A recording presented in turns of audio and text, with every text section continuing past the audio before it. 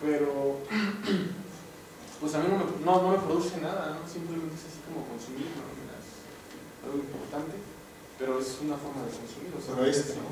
Y este, claro, de abajo, ¿no? Pero este también. O sea, hay que preguntar por el sentido, ¿no? El contexto. Claro. Yo creo que, por ejemplo, acá no quitaron el sitio arqueológico como tal y lo pasaron a otro lado, pero lo descontextualizaron con fines de lucro, y en los otros casos sí lo hicieron una réplica, pero a lo mejor, no sé, el efecto del agua era realmente necesaria, y entonces ahí se justifica más la reposición del sitio. Entonces, también no solo hay que juzgar el hecho como santo, sino verlo desde una perspectiva. Por eso el contexto, ¿no? O sea, por eso lo importante es el contexto, ¿no? O sea, en realidad, para analizar estos múltiples significados, lo que tienes que entender es el contexto en el cual sí están siendo utilizados. O sea, tú puedes estar de acuerdo con la Coca-Cola, pero entonces el contexto muy particular es la promoción de este sitio como patrimonio de nuevo maravilla del mundo, y entonces adquiere un sentido, ¿no? Se está como otro, igual este y igual este, ¿no? Entonces ahí el contexto es muy importante, ¿qué es lo que proponen ellos? Que es donde intentan sacar un poco esta idea relativista, es análisis del contexto. Y bueno, y el último punto que menciona Johnson es, bueno, siempre los significados precisamente que producimos y que argumentamos siempre se sitúan en el presente político, que era de alguna forma lo que estaba hablando ya Binford anteriormente con esta idea del registro que es presente y es estático, pero mientras que para Binford se quedaba ahí con esta visión, ¿no?, más cientificista, para ellos no. En realidad aquí el significado siempre está en términos de un presente político y es muy claro. Aquí, por ejemplo, yo les puse estas imágenes de las monedas de Cuauhtémoc. Bueno, Cuauhtémoc, ya saben, ha sido un personaje, bueno, fue el último tratado mexica y luego ha sido interpretado en términos de nacionalismo. Es muy interesante cómo se utiliza la efigie de Cuauhtémoc en un momento muy particular, que es en la década de los 50. En la década de los 50 se acuerdan que hubo un proyecto, que hubo un presunto hallazgo de los restos de Cuauhtémoc en Iztateopan, aquí en Guerrero, ¿no? Exactamente.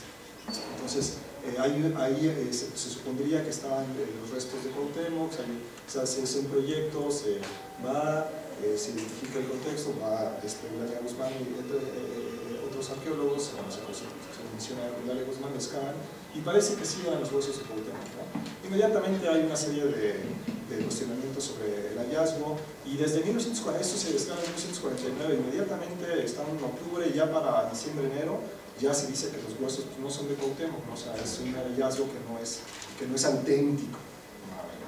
Entonces, pero no así, pues como era muy importante, estábamos hablando de que unos años antes se habían encontrado los huesos de Hernán Cortés. Entonces, como no encontraron los huesos de Cuauhtémoc, ¿no?, entonces había que buscarlos y encontrarlos. Entonces, aquí es muy interesante porque este estudio del pasado, bueno, se encuentran los huesos de Cortés, pero luego se produce esta moneda, que es de las monedas más bonitas que se han producido, ¿no?, que es de plata, de las grandes, con una efigie clásica de Cuauhtémoc antiguo, con su penacho y todo.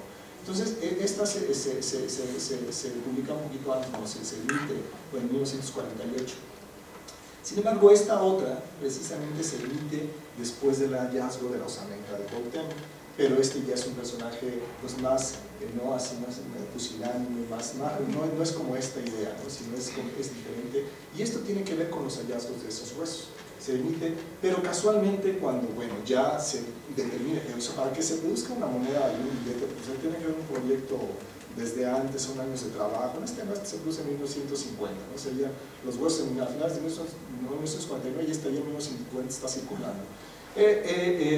Este uso del pasado, este uso del político del pasado, lo que implicó es que la hicieron, pero inmediatamente cuando otra vez se vuelven a cuestionar el hallazgo de esta osamenta, la moneda es retirada, ¿no?, y volvemos a la imagen de Cuauhtémoc antigua y se produce hasta 1982 circula la moneda, ¿no?, con el efigie de Cuauhtémoc. Aquí lo que tenemos es precisamente esto, estos significados que producimos siempre están inmersos en el presente político, y esto es lo que de los elementos importantes de la arqueología procesual, señalar que nosotros no estamos analizando el pasado desde aquí, como antes, y que el pasado estaba ya y lo descubríamos. Nosotros estamos siendo descubiertos con el propio pasado, producimos el pasado en la medida que nos producimos a nosotros mismos como arqueólogos, y entonces estas ideas se aplican también, se intentan aplicar a los contextos arqueológicos.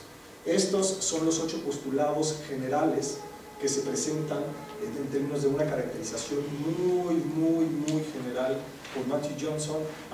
Podríamos coincidir o no en estos, algunos tienen más peso, otros se han abandonado, pero en términos de lo que ustedes tienen de lecturas, esto precisamente es lo que van a revisar y lo que implica, ¿no? Hasta aquí, ¿hay alguna cosa que quieran mencionar o que quieran que amplíe?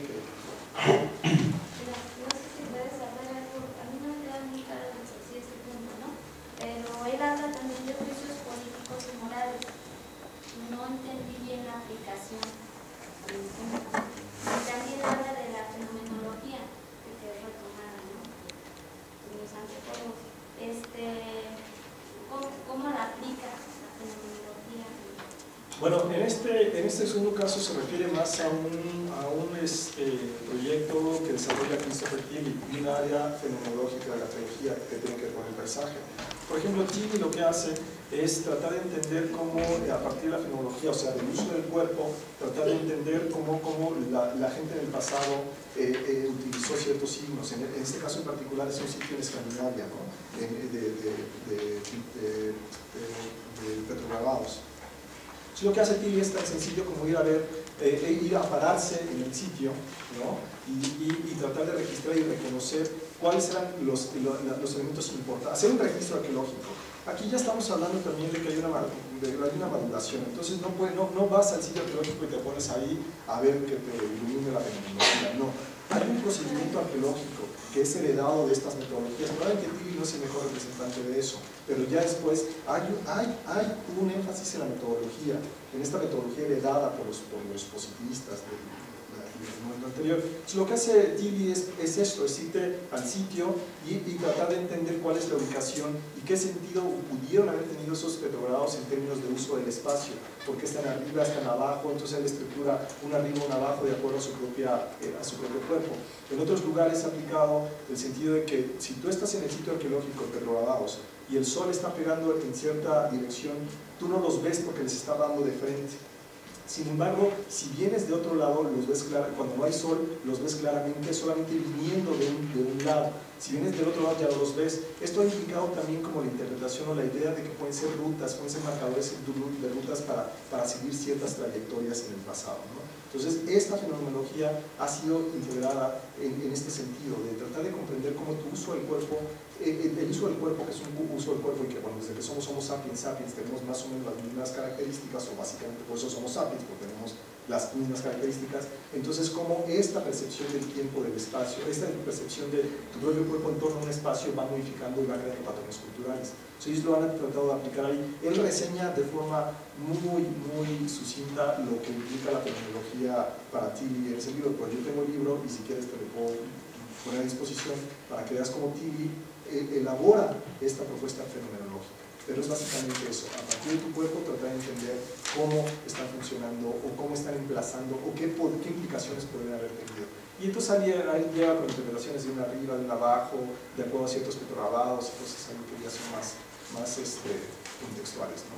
Entonces eso es. ¿La otra qué era? La aplicación de juicios políticos y morales. Bueno, es esto, siempre la interpretación del pasado, en el trabajo mismo del pasado, siempre hay un juicio político y moral. ¿Te acuerdas? Ayer viste el mapa, no, el primer día, el mapa que ponía de Mesoamérica.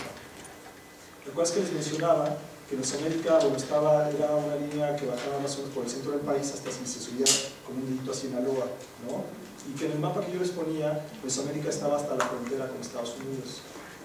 Que ese mapa tenía que ver con una fundación, con la FANSI, que esta fundación originalmente presupuestaba únicamente proyectos que estuvieran en Mesoamérica. En otro momento, como ya ha habido proyectos que trabajan en el norte y ya he estado presupuestando proyectos en el norte de México, lo que hace es quitar esa línea y ponerla hasta Estados Unidos, lo que implica un juicio político de cómo estás presupuestando la investigación en un país determinado.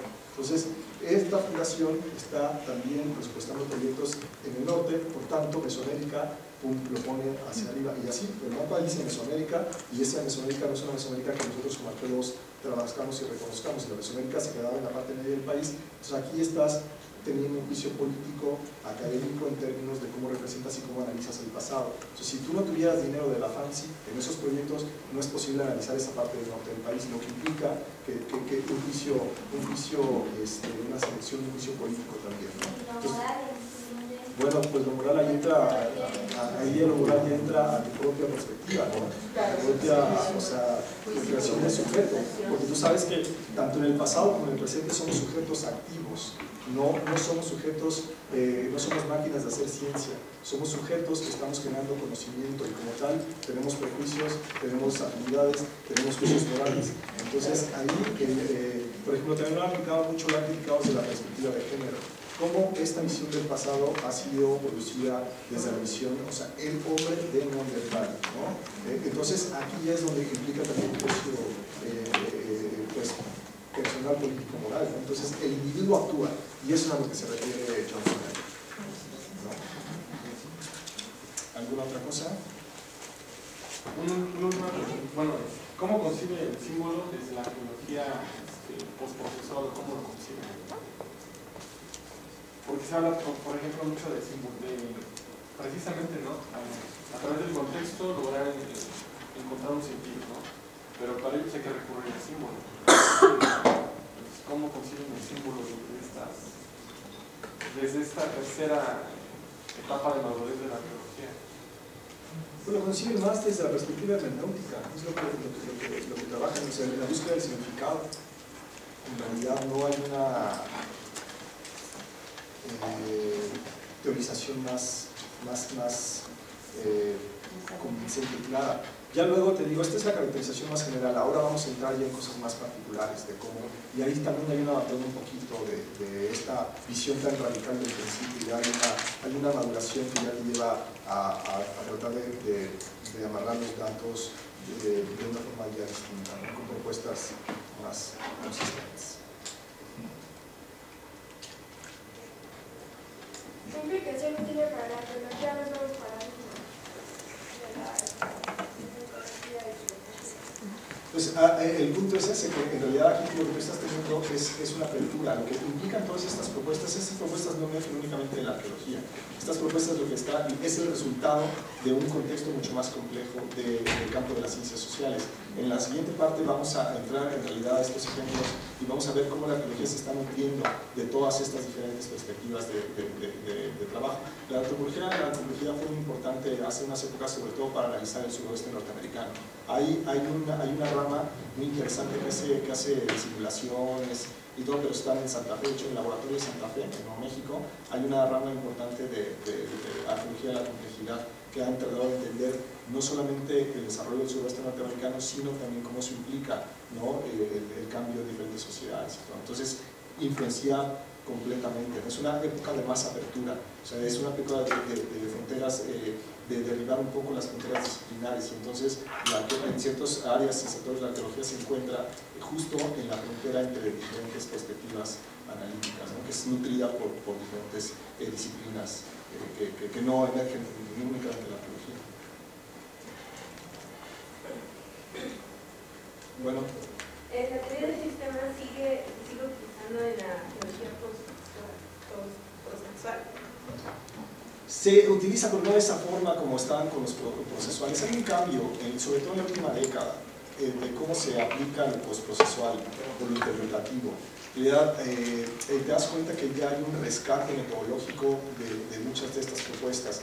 Yo no lo encuentro que se aplique directamente como lo intentaron aplicar los procesuales. Hasta ahorita yo no conozco un trabajo que diga, bueno, vamos a recuperar esta teoría general de sistemas. Ya nos vamos más a los campos sociológicos de la agencia, nos vamos a otros campos de la construcción de la visión del mundo, más allá del cartesianismo. Entonces ahí vamos a hablar de otro tipo de cosas, pero así como tal, y lo que intentaron hacer estos procesuales, no conozco ninguno.